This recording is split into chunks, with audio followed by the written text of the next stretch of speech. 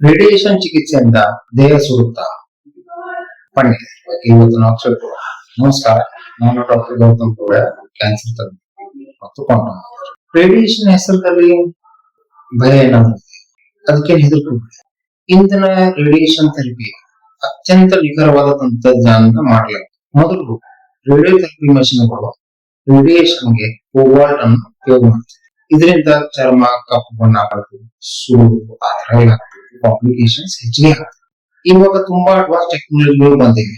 ಉದಾಹರಣೆಗೆ IGF, image guided radiation therapy ಅಂತ, ಅಥವಾ IMR, intensity modulated radiation therapy, SBR, stereotactic body radiation therapy, cyber knife, proton therapy, brachytherapy ಮತ್ತು intra operative electron radiation therapy. ಅಂದ್ರೆ operation time ಅಲ್ಲಿ radiation ವೈರ್ಗಳು ಬಾಡಿಯಲ್ಲಿ ಹಾಕಿ ಅದರ ಥ್ರೂ ರೇಡಿಯೇಷನ್ ಕೊಡ್ತಾರೆ.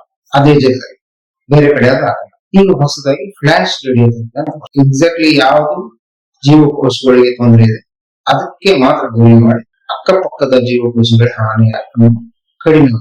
ಕೆಲವೊಮ್ಮೆ ಅಷ್ಟೇ ಚರ್ಮದಲ್ಲಿ ಸ್ವಲ್ಪ ಕೆಂಪು ಬಣ್ಣ ಕಾಣ ಅಥವಾ ಚರ್ಮ ಸುಕ್ಕು ಬರ್ತಂಗೆ ಬಾರ್ದಂಗೆ ಅನಿಸ್ಬೋದು, ಆದ್ರೆ ಸುಡುವಂತದ ಅದರಿಂದ ಏನೋ ಉರಿ ತೊಂದರೆ ಕಡಿತ ಆತರ ಆಗಲ್ಲ. ಸೊ ಅದಕ್ಕೆ ರೇಡಿಯೇಷನ್ ಥೆರಪಿ ಭಯ ತೆಗೆದುಬಿಡಿ.